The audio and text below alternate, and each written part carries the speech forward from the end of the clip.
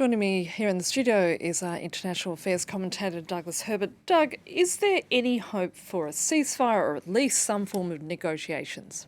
In a nutshell, in the short term, no, doesn't look like it. We just heard at the very end of that report that the two generals, the rival, fiercely vying generals, are in no mood for talks. That's putting it mildly, Annette. Basically, the entire world community, the region, has been calling on from Russia, China, U.S., Egypt, Saudi Arabia, United Nations Security Council, the European Union, and the African Union. I know that's a long list. I'll take a breath. Have basically been calling for an immediate end to hostilities. They're not getting it. To the contrary, what we have is just more and more reports of fighting. The Rapid Support Forces, which is the name given to this paramilitary grouping, which has become enormously powerful under its putative chief, known as Hemeti, it tweeted about a couple of hours ago that it had shot down a jet fighter belonging to the Sudanese army. Now, obviously, this is to be taken with a grain of salt. It's part of, the wartime propaganda. We have no way of immediately verifying that, but it does indicate the very fact they would tweet about that is they are going after the targets they consider their priorities. The Rapid Support Forces do not have an air force. The Sudanese regular army do. And that's why this has been seen as sort of a lopsided battle so far. We saw in that report just now a plane streaking over the sky over Khartoum, the capital, and I would bet that was probably it almost had to be a military regular army warplane.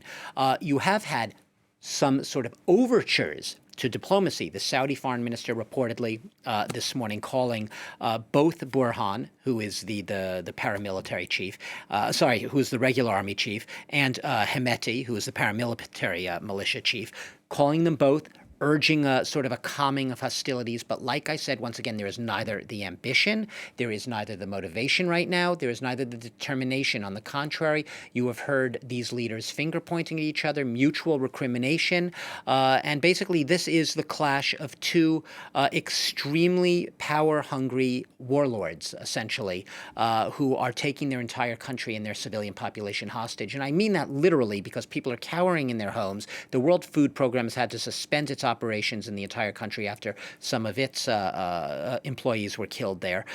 So people are in real danger of, because of these two men's egocentricity, not being able to live their lives or get any food in the time being. No. These men certainly have support. Tell us about the foreign actors behind these two individuals. Yeah, they're certainly not operating in a vacuum, Annette. And what I mean by that is Sudan is, I know it sounds a little cliched to say, but yes, it is geopolitically strategically located. It is south of Egypt, yet above the Sahara, has a Red Sea port with Russia covets, and this goes to the heart of a big rivalry. Russia and the West, what I mean by the West, shorthand for the U.S. and Europe, have been sort of in a tug of war for influence in the region. Sudan, yes, is resource rich. And what do I mean by that? Mostly gold mining. They want influence. They want to have the upper hand. The U.S. wants to be able to, although you could see the last point I'll get to in a second, wants to have some sort of influence on the transition there when and if it happens.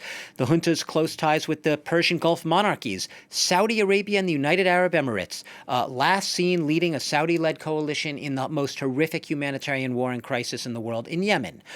So there you have it there. Both sides of this military leadership cozying up to Saudi and to UAE. Sudanese troops. Surprise, surprise. Sudanese troops, both the regular army and the paramilitary forces, basically joining Saudi troops in that Saudi-led coalition. Not Saudi troops, but the Saudi-led coalition in Yemen.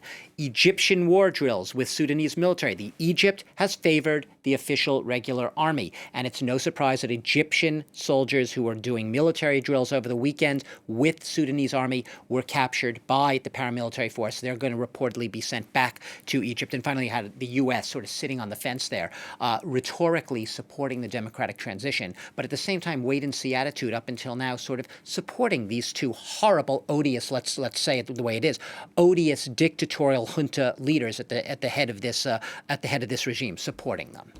Douglas Herbert, thank you.